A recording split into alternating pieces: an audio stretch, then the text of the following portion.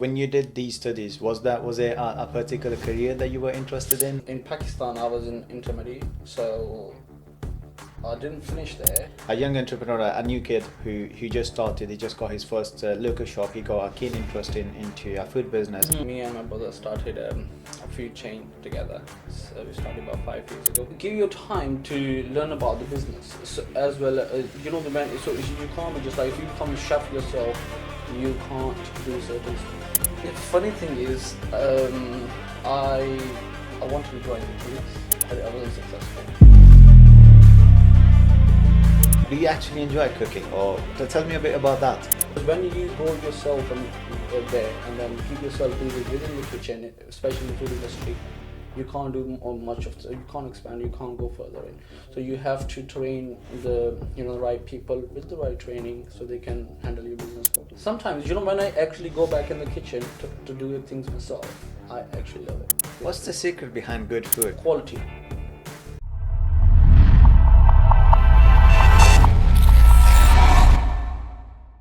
Hello everyone, welcome back to my channel. Hamza here again. I'm here with another episode of CEO Talks, where I will be discussing the business as usual with our very good friend of mine and our successful entrepreneur, Mr. Taimoor.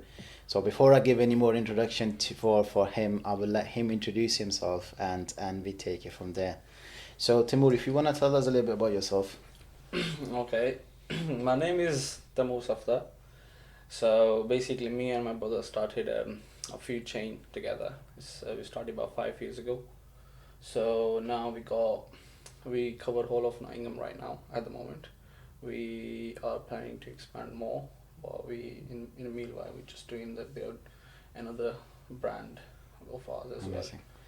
So you're in the food industry too, yeah, in the food industry. Yes. Yeah, okay, amazing. So let's get back a little bit in time and let's start with who you are. So let's not. I will focus on your business soon enough because it's an amazing business and what you guys are doing is honestly is incredible, and I know a lot of people listening to us that are locally from the area, fully aware of who you guys are and what your business is as well. But going back in time, tell me a little bit about yourself, on where you came from, where you started. Start with where you came from. So when did you come to this country? Was you born here or? No, I wasn't born here. Basically, I came in 2012. I was 16 at the time, so I just turned 16 when I came to the UK. So I did a bit of high school in here, and then college. Didn't go uni. Instead of going to uni, I would just like go into the business. So and then that's it pretty much.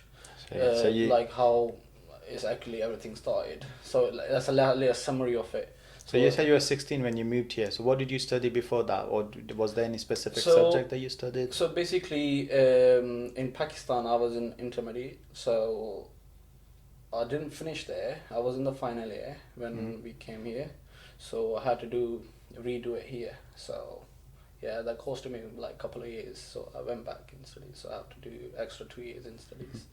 Fair enough. So when you did these studies, was it a particular career that you were interested in, or have you had anything in your mind to go for? The funny thing is, I wanted to join the police. Oh, actually.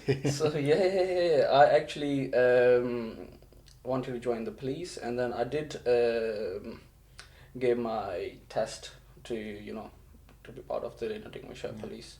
But I wasn't successful. I don't think so. It was the test, but I think at the time my immigration status wasn't because obviously you need indefinite leave to remain to be part of the police. So I didn't have the indefinite leave to remain at that time. With people that know you, including myself, I can't imagine you as a police officer. But that's an interesting choice of career. Because I'm a bit short-tempered in it. So that's for the police. You need a really patient, really. Yeah, that and many other your personality. You're a lot more. You have a lot more bubbly personality, and you're. Yeah. It's not the typical police officer. Let's just put it that way. Yeah, I would say, because obviously I could be very funny and then friendly, and then at the same time I can be very serious at the same time. It's not the typical police officer. Depends on the situation as well. I can switch from. Why the police though? Why police and not, I don't know, something else? A lawyer, for example. Well, the reason why the police, the police job is something is it's a challenge every day. So basically, that's why I was after. So when I was in Pakistan, I always wanted to go into the army. So when I came to UK, so army, I didn't have much interest in the army at that time when I came back here, when I came to UK. So then my interest developed into the police force. So I did try to persuade it, but wasn't successful, unfortunately. But I would say it just wasn't for you, to be fair. So I wouldn't say it wasn't successful. Yeah, maybe not. Because I was more into not like a everyday, the police officer. I was gonna go into the, the crime investigation, more into a lot more serious stuff. It's more serious stuff, yeah. Behind the scenes ones and all, all you won't see me walking around on the road. So more like the people who come after the scenes. I see. Okay, so you had the, you wanted to become a police officer. Then after that, obviously, you completed your studies and didn't go down that path. How did you end up in the food business? Well, when I was in college, in school, so I did part-time jobs. So that was, in UK, the people who live in UK, they know, part-time jobs always mostly in the food industry are widely available for the students. They have a flexible hours because some of the places are open till late, and you can actually go after the college hours. You can do make a bit of money at the same time while you study, and that's why. So go into the food at that point, and then slowly, so I was like, okay, so I have experience of working in the food industry. Why not just actually do it? Start doing my own. Interesting. So you said that is yourself and your brother who runs this food chain. Tell me a little bit about your brother. Just hopefully I'll have him here answering himself. But tell me a little bit about him. What do you think about him? Let's just put it that way. Oh, my brother, I always look up to him. So he's very ambitious. He's very ambitious. I am just I just follow his lead a bit, but I'm very lazy in certain departments when. Because I was like, okay, my big brother's there, he's gonna do it. Let's just let him do it. So what I mean, just hide behind the shadows a little bit about that. But as a person, he's a very nice. He's caring. He's always looking after the family and stuff like that. He plays an amazing role as as a big brother. I wouldn't wish for anything else. So sounds amazing. That good to hear that. So. You guys got into the food business. Obviously, you said that you were working as a part-time during your studies. So tell me a little bit about these jobs. What kind of jobs were you doing? What was it? What was the day-to-day looking like for? So basically, it was a takeaway. So making burgers and taking orders, making wraps. Basically, the pretty much most of the places they do burgers. It was a chicken shop. So right now, one of our shops, I've worked at the same spot back in, I think, 2017, 16, somewhere around there. Same spot. And then we later on, 2019, we got this, because I had to argue with the owner at the time, the same spot we own now. So I booked my days off from one of my friend's birthday. It was actually your birthday I booked the days off. I don't remember. It was actually your birthday. I booked the days off, and then he said, oh no, you have to come. So I booked it 2 weeks before. So I'm out of town. We planned. At that time we was on public transport. We didn't have cars and stuff like that. So we booked the train tickets, we booked the hotels in a different town. We were going for your 18th birthday, if you remember, in Leicester. And then we came back the next day. They called up, oh, why you not at work? I said, I told you I'm not gonna be. And then we fell out, and then 2 years later we bought the same sport and turned into our own brand. When you purchased the same sport, did you purchase from the same owner that you worked for, or was it somebody else, or he sold your head? I think he sold it off to somebody else. Mm-hmm. So when that place came into the market, I was like, okay, this place, I worked there, this place has a potential. I went to my dad and my brother, this place has a potential near the university. if you put the right effort, right amount of time, and then we can actually boost it a lot. So, how long did you work in that place before you guys actually ended up purchasing it? I think I worked. I was supposed to work only 4 to 5 months because he was my friend's friend, the guy who owned the place, because he was short on staff, and then he said, "Oh, come help me out." Mm-hmm. So for the time being, until he could find the stuff, I went there, and I was looking for some extra money, so some extra hours at that time as well. So I started working there, and then I ended up working about 8 months there. Okay, and all those 8 months that you spent there, and after you end up purchasing that place, what was the feeling? How would you describe that? To be honest, for the first year, because obviously working and actually running the place is two different things. So you just walk it into your shift and then do your bits and bobs, and then you just like walk out, clock out. But when you're actually running it, you're actually managing people at the same time. You need to think, you need to know stocks and everything in order, customer complaints, and all these are so much stuff. For first year, we were just we're getting punches all around our faces, challenging too much. It was quite a lot of challenges were in the first year. What was the biggest challenge, would you say? I think biggest challenge was actually dealing with people's stupidness. So you find you find some people they don't use common sense. So how they say the common sense is not common anymore. Yeah. Give me an example, because I'm kind of curious now. Give me on top of one of your head. It's not really. I don't know what to say exactly. So basically, it's a simple stuff. You if you say, for instance, I'll just give you an example. So if you say, "Don't do this," so they will okay. So you repeat the same thing and then just use a different word. For instance, if I say, "Okay, put this can here," and they would say, "Okay, shall I not put it here? Only put it here." I'm like. you know what I mean? Just like simple thing, they just make it complicated. So that was really irritating for me. Yeah, I can imagine. Not all of them. There are some staff that are really good. So right now my team is right now from past 12 to 13 months. My team is top notch. So Okay. they all of the boys. And so you ended up you guys ended up purchasing that place, and then you started running that place. Mm-hmm. Again, I'm still missing. What was the feeling like? You told obviously you worked there. You worked for somebody else there, and you walked in and you are the boss. The first time I had the feeling, the feeling you asking, I can read on your face. When that guy stopped by outside the shop, he came inside the shop and then saw me. He's like, he goes to me like, "Oh, when did you start working here?" I was like, "I don't work here anymore." That must have felt good, huh? Yeah, I was like, I own it now. So, you know what I mean? So I didn't want to be like, too much like that, bigger person, but I was like, okay.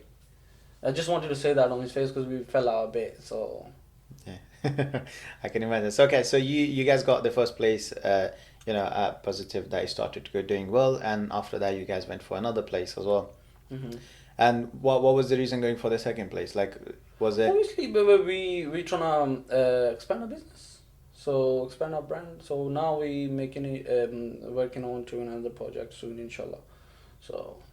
Fair enough. So so you said expanding. So what's the plan in the next? Let's just not far off it, but let's just put it next. What's the plan for the next year? What you got in your mind?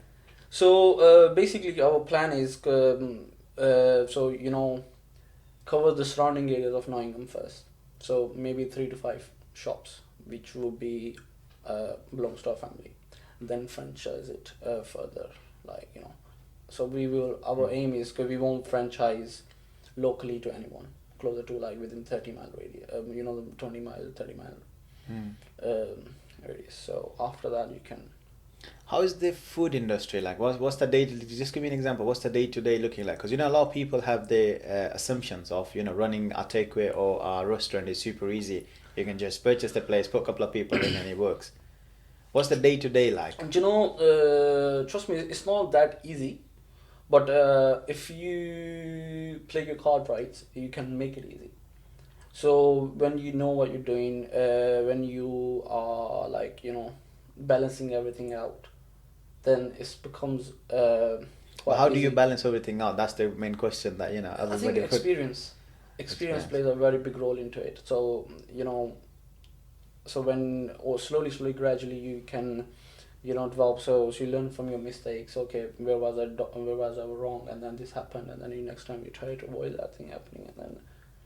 So you know you mentioned about the law, people are like say, oh, it's easy. So what they do is they just open a normal takeaway. They just want to do like, you know, just you know, cash flow coming, and then this bits and bob. It's just like it's not really a like a, you know, Yeah, they run a local shop more than a business itself. More than a business. So I would say, like, if you're a like a business like that, you want to open up, like, you have to give your time.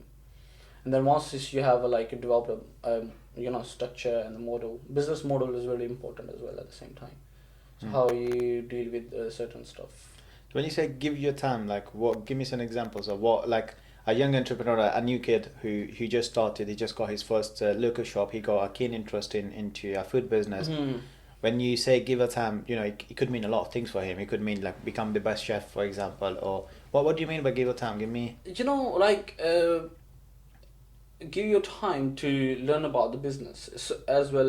You know, so you can't be just like, if you become a chef yourself, you can't do certain stuff. So make sure you know how to do things. So, but you don't do it yourself everything. So I see some people try to do everything. You know, the owners, oh, I'll do this. I don't know. So train the people. You know, train your staff for the jobs, but do it right. When they do the key is the like when you give them the right training, so they will do the job. Because when you go yourself there and then keep yourself busy within the kitchen, especially in the food industry, you can't do much of. You can't expand. You can't go further in. So you have to train the right people with the right training so they can handle your business properly. So I think the key points to highlight here would be to be able to delegate ahead and have that training put in place, or training process, you can call it. Yeah. So the business module has to be. Yeah, so the training modules themselves, so once you have trained them and you know that you can delegate enough of the work, and then later on move yourself from in the business to be on the business. So you are not stuck on doing the day-to-day, but you're able to see where you're taking the brand. Exactly. Okay, I think that's a really good point for people listening and who is inspiring to be entrepreneurs. So we talked about the brand itself. So in terms of food, like, do you actually enjoy cooking, or tell me a bit about that? You know, it's sometimes when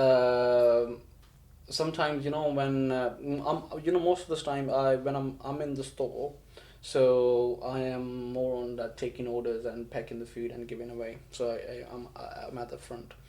But there are some times I just don't want to face people. I just go back in the kitchen. I'm like, okay, tell me the orders. I'll there's just like, back in the time, like when we used to do it, like, grilling the chicken, making the burgers myself. And sometimes do that. But do you enjoy it? That's the question.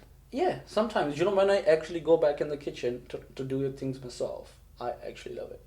Yeah, so... Okay. So the only time I'll actually go there when I feel like doing it myself. It's not just like my staff can't do it, or it's just like from the inside I want to What's the secret behind good food? Like, I know a lot of people have their own opinions on that, but what would you think? Obviously, you're in the food industry. I think quality, and when you're consistent with the everything. When you say quality, like what do you mean by quality of food? Like, so obviously, some people, they just like, if it's a burger, so they, to save money, they go for a cheaper bun. No, go for like a good quality, So have quality products. Quality products, basically, yes. And then quality is really important. Because for me, if I don't like what I'm selling, there's no point selling. Yeah, fair enough. So you have to like your own products to actually sell to people. Yeah. So if I don't like my food, there's no point me selling that to customer. So I want something that I can eat, I can enjoy, so I can actually sell it to people as well. Fair enough. So how do you find the balance between, obviously you want to have the best quality in any business. Obviously, I got no experience in the food industry, I'll be honest. Like, I never run a business in the food industry. So how do you balance the quality with the cash flow and the profit margins as well? Because obviously you can give the best quality ever, but if the other person can't really afford it, and how obviously he's not going to end up purchasing it. And if the business doesn't have the cash flow, the business itself will not be surviving. These days, the food businesses are becoming very, very, very, competitive. So if you give people the good amount and the good quality, they will come pay for it. So give them a good portion of food, and so give them what's their money, basically. Yeah, exactly. So if you're charging something, so there are certain places that charge £8-9 for a burger, but burger tastes like crap. So I don't feel like it. I've actually tried some new businesses. I don't want to name them, obviously, but I had their burger after a bite. It's not that they charge £9. So I was like, okay. But how could so? Obviously, I understand you mentioned new businesses, but obviously, if they are there, well, it's a new business. It probably closed down if it's not. It doesn't have the food quality itself. Because if you don't like it, then many other people might end up not liking it either. And if when you go out and have the food, for example, when I go out, I'm a bit of a foodie, so I enjoy my food. And if the food itself is not nice, it kind of ruins your whole day with it. So that's basically our slogan as well. So our brand. So good food, good mood. So that's our brand slogan as well. One of our slogans. So we do mention it on like good food, good mood. It's like one of our hashtags. So yeah, you're right. So when you don't get food, you get grumpy. When you don't, because when you're really hungry and then you go for food and the food is not nice, and then you're like, man, you know what, I'm not fueled properly, and then my time is wasted and stuff like that. So the food plays really good. A big role. Yeah, I agree with that. So what's your vision though, like with the, obviously we talked about where you what are you planning for the next year or so, but what's your vision? Where do you see this brand, or where do you see yourself in terms of the business world? Because obviously it's big, we don't know what's ahead of us, what's the future holding, but where do you what's your prediction of where do you want to see, or where do you see yourself in let's just say in the next 5 years? It sounds a lot like an interview question, but it will be interesting to see your point of view. The thing is, if you know, I'm a very relaxed guy. I don't dive too much ahead. I just I try to go more with the flow. So I wouldn't say 5 years. So maybe if the things goes right, maybe 2-3 more. At least minimum 2 in 5 years. Okay. 2 more shops. We don't want to go or open a shop every year and then don't provide the good services and stuff like that. Too much for us, stuff like that. So we're still learning. So we still need to learn the franchisee things. So, the learning never ends. But one thing I really liked about yourselves, you and your brother, is when I went out originally with my IT firm, and I talked to these businesses, I'm like, look, you guys need to be on social media, you guys need to build a brand out of it, but pretty much nobody listened to it. But I think you guys are on the spot with your social media. How do you do it? What's the secret behind being able to keep up with the good quality content every time on social media? I think it's the dedication of my brother. So he's studying media. He worked on a TV channel in London for like a year and a half. So he's really into media. So that's his kind of thing as well. So he enjoys making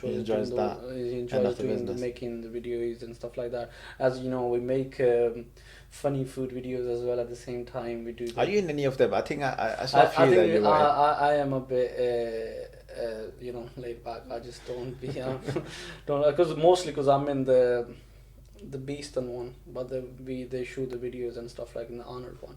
So the both of the younger one and the older one, so they're both there. So they tend to make the videos most of the time. I think I'm only in one video. Fair enough. Yeah. That's strange. I probably want to see you in a lot more videos than that. It's good memories, and it's a good laugh as well when you look at back as a business owner as well. Yeah. So, Cool. I think I have asked you quite a lot of the things here, and I don't want to ask you too much, No, but that's fine. let me just conclude it with saying, what would be a message that you could give it to a younger Taimoor, let's just say, who 10 years back, or you would give it to somebody who is younger than you, who's just coming into the business, or who is thinking of coming into the I think business. I was 10 years ago. I was more serious about life than right now I am. So, so I would say. It's like 10 years younger Taimoor, or like I would say like. Let's give it to the other next- people. Let's some- just forget some about other Taimoor for a person. minute. Yeah. Because I think, in my opinion, there's only one Taimoor, as you know. So basically, I would say these days what you see in the younger generation is they don't have respect for their elders. So that basically when you respect someone, so you tend to gain things from, so they engage with you. So it doesn't have to be like, I'm not saying like with the stranger and stuff like that. I'm saying like your family member, your uncles, aunties, or whatever. So when you respect them, when you spend time with them, they share their experience, their life experience with you. That's a knowledge which the younger generation is actually failing to grab. Okay, so that's a very positive message out there for people. So I think respect your elders and yeah. So I think from there, that's I would say like if you look in like manner wise. So in a business point of view, so I think you need to be consistent with your work. So dedication is very important. So don't disheart yourself in the early stages of, if you're trying to build something. You have to keep doing it. Eventually you will get there. I think every entrepreneur has that the consistency itself is the key to success, how they say it. So that's amazing. I think that the Imran Khan, the former Prime Minister of Pakistan, and the cricket legend, he always says you only fail when you actually stop. So you have to keep going. Yes, and you fail when you actually stop trying, but you have to keep trying and going. Yeah. That's a really a good thing to put it out there to world. Okay, perfect, Taimoor. I do appreciate you coming down, taking time from your busy schedule for this interview. And thanks everybody for watching this interview. And well, more than an interview, I would say. Thanks everybody for watching this chat. I hope all of you guys were able to take something out from this, and see you guys in the next episode.